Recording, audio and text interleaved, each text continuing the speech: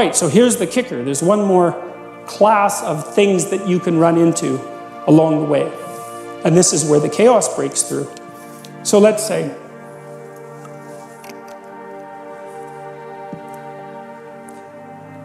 you're moving from point A to point B, and something that you don't expect occurs, and it gets in the way. So let's say that you're living with someone, and maybe you kind of like them. You're not married, so you don't like them that much, because otherwise you'd ask them to marry you. But anyways, and so a quarter of you is looking for something better, and 3/4 of you is half satisfied, something like that.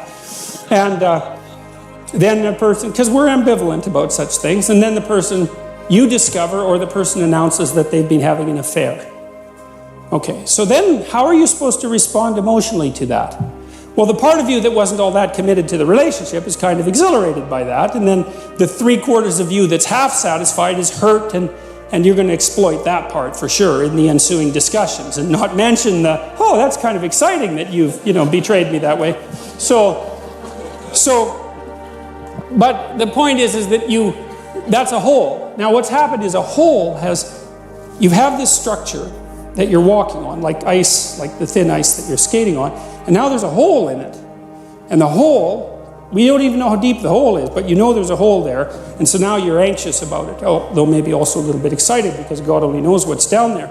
But you don't know what to do with that hole, because it could spread very badly on you. It could be that, the whole relationship was a facade, and that all your relationships have been facades, and that the reason that is because you're so damn shallow that it's impossible for you to have a relationship that isn't just a facade, and that's partly because you don't pay any attention to other people, and it's also partly because you're malevolent and selfish. So that's a nasty thing to discover. Or maybe that's the sort of person that you're attracting, which would make sense, actually, if that's the sort of person that you are. And so there are certain things that you can encounter that basically unglue you. And what happens is that those moments of being unglued travel up that entire hierarchy of presuppositions. It's like, because one of the logical conclusions to being betrayed in a relationship is that you're truly a bad person. Now, another equally logical conclusion is that the person that you're with is really a bad person, and another logical conclusion is all people are truly bad people. In macro ways and in micro ways, you can't trust anyone. You can't trust women, you can't trust men, you can't trust human beings, you can't trust yourself. The whole place is a catastrophe, it's a nightmare. Well, then you can fall through into chaos. Now, the way your body responds to that, or maybe, you're supposed to be getting a promotion at work. That's good. You're all chipper about the promotion at work, and you walk into your boss's office because he or she wants to see you, and they say, well, we've reviewed your performance over the last few years, and your performance has been somewhere between mediocre and decent, and we're downsizing, and see you later. That's not a raise or a promotion, that's for sure. That's a hole that you fall into. And the question is, well, what do you make of that, right? How do you frame that? How do you take that emergent chaos and make habitable order out of it? You don't know. Is the whole capitalist system rotten to the core? I mean, that's a convenient explanation under those circumstances, that's for sure. Were you working for a psychopathic son of a bitch? Did you make the wrong choice in university, and was that your father's fault because you never did what you want, or was it your fault for not standing up to him? Or is it a dying industry, or is maybe this a wake-up call that you should go do something else that you've been waiting to do, that you've actually wanted to do your whole life, and that's why you're doing such a miserable job at your current occupation because you're bitter and resentful about the fact that you never did what you want? You don't know. It's all of those things at once. And that's very stressful, because all of those things at once is too many things. And that's the reemergence of chaos. That's the flood. That's the return to the beginning of the cosmos. That's another way that it's been represented mythologically. It's that you voyage all the way back to the beginning of the cosmos when there's nothing but undifferentiated chaos. And that's what you're confronting. And maybe it's too much for you. And often it is. I mean, that can be traumatizing. It can hurt your brain. It's just too much for you to bear. But it doesn't matter. You're stuck with it. And so how do you respond to that? Well, some of it is catastrophic negative emotion, you freeze, and that's protective. And maybe you don't even want to move. You don't want to bloody well get out of bed for a week, and that's because your body is reacting as if the bedroom floor is covered with snakes, and the best thing for you to do is just not move, just freeze. Not a pleasant situation to be in, because you're hyper aroused, very, very physiologically demanding, and there's zero about it that's productive, except maybe the snakes won't see you. But they've already seen you, so that isn't helping very well. So you've got all this undifferentiated negative emotion, anxiety, fear, hurt, anger, guilt, shame, emotional pain, the whole plethora of catastrophes. And then maybe on the other side, lurking down there is, thank God I'm done with that job. I just bloody well hate it. I drag myself off to work every day. And there's a little part of my soul that's so goddamn happy I finally got fired that I can hardly stand it. You know, and maybe you don't even admit that to yourself because, well, that would mean that all that time you spent at the job was just sunk cost. You're deluding yourself the whole time. It is an interesting thing to consider, though, sometimes if you're in the unpleasant circumstance of having to fire someone. You know, sometimes firing someone is the best thing that can happen to them, which doesn't mean that you should go out and, like, enjoy it. Although I have met very disagreeable people who actually enjoyed firing people. I'll tell you a story about that at some point because it's quite interesting. But, you know, sometimes if someone's just limping along in their job and doing it as miserably and wretchedly as they possibly can imagine, the best thing you can do to them, for them, is to say, you know, you're failing at this. And that doesn't necessarily mean that you would have to be failing at absolutely everything else in the entire world. So maybe you should just accept the damn failure and go off and try something new. And I mean, that's terrifying for people, and I know they hate it and all that, but sometimes it's better than the alternative, which is just slow, torturous death. So here's a funny way of looking at it. So let's say you fall right into that hole that's underneath everything, and you've hit an anomaly that you don't understand. You say, what's that anomaly made out of? Exactly. I know that's a strange way of thinking about it, you know, because it's not, well, you could say, we'll just go along with that. It's a metaphor. What's that anomaly made out of? Well, here's a way of thinking about it. It's made out of spirit and matter. And here's why. This is something I learned in part from Piaget. He said, well, it's made out of matter because, of course, that's the world, matter. And the world is also what matters. And so that's kind of a nice duality there.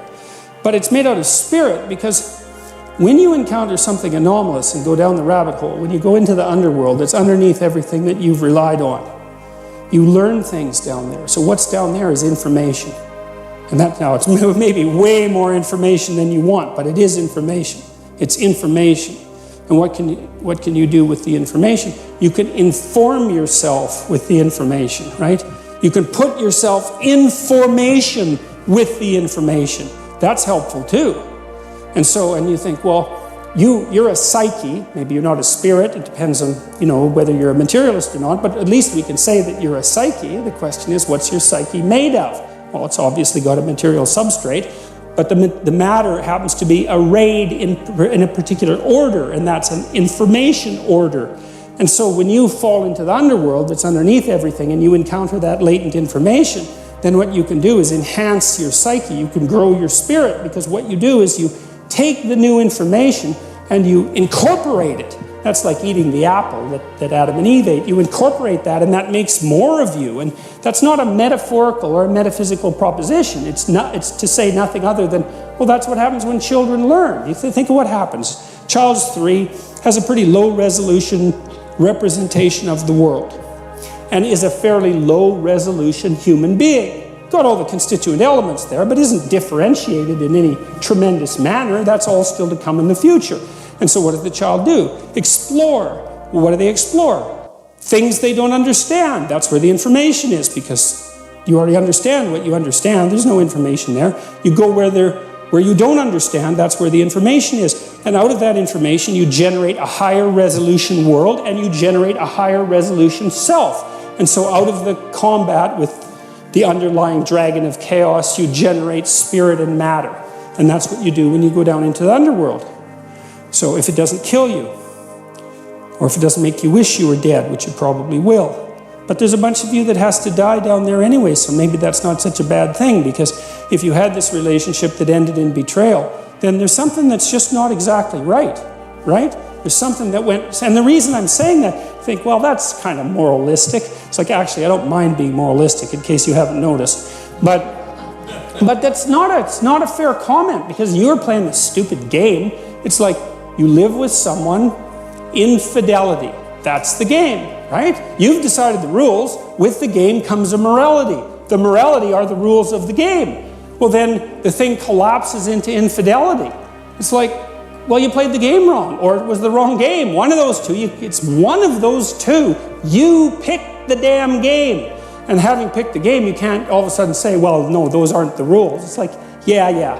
If you pick the game, you pick the rules. And if you fail at complying with the rules, then you failed. Now, you could say, well, I could pick a different game. It's like, I don't care how you solve the problem. You're still stuck with the problem. It's a moral problem, fundamentally. And it might take some major league retooling to fix it. So you're at point A, trying to get to point B. That's not working out. You hit an anomaly. You're not getting to point B, that's for sure. You're a medical school student, you write your MCATs, which is this test you have to write to go to medical school, you get 25th percentile. I don't know who you are, but you're not a pre-med student. And maybe you never were, right? And that's the rub, man. And so, who the hell are you? You don't know. Collapse down here into this motivational conflict, this place of motivational and emotional uncertainty and tremendous information, right? It's a place of transformation. It's the phoenix that burns. It's the burning part of the phoenix that burns. It's the journey to the underworld. It's the journey to hell. It can really be a journey to hell, because you may find out that the reason that your partner betrayed you or that you didn't get your damn promotion is because there's seriously something wrong with you. And you know it. And I don't just mean that you don't know what you're doing. I mean that there's 25% of you that is seriously aiming at things not being good. And so you fall into the underworld and you find out that, God, I just got exactly what I was aiming for. Or I got exactly what the worst part of me was aiming for. And that worst part, that's something to clean up, and that's not going to be easy, because it's got its hooks in me like something ferocious, something seriously ferocious. And I've been toying with it for a very long time, and maybe I can't even detach it anymore. And so that's not so fun. And you see people like that in psychotherapy very frequently, or you see them wandering around on the streets like absolute catastrophic former shells of themselves, because they've hit the underworld and they ended up in hell and there's no getting out of it. And so those are the people you tend to give a wide berth to when you walk down the street. So there you are, down in the underworld, right back where the latent information exists, and just too much of it. And that's this. It's the same thing. It's the same thing. And that's why the Adam and Eve story is archetypal, right? Because we're always ingesting something new that knocks us into a new state of self-consciousness. And it's always a catastrophic demolition of our previous paradise. Insufficient as that paradise was, something comes along to destroy it and knocks the slats out of our life. And that's a voyage to the underworld. Out of the walled garden into chaos.